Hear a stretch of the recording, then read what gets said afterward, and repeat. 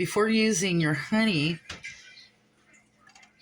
you should always check for crystallization. As you can see, the top of the bottle has a lighter color than the bottom, and the bottom flows freely, yet all the lighter colored substance inside is not moving. That's crystallized. It's stuck.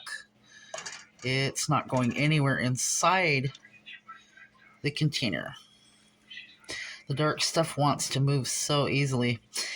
Okay, so how to do this is to put a pan of water on and put a container in it to keep the jar or the plastic container upright, and turn the burner on to a very, very low setting, just enough to get a little heat out of it.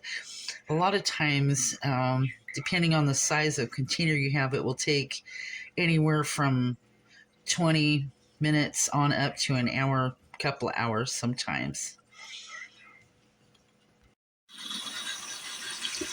If you need to use the honey right away, put it under some cool running water without getting any water inside the container until it cools down to room temperature, which could take about a minute or so.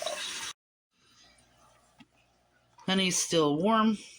Tilt it, collect all the crystals, and set it to the side.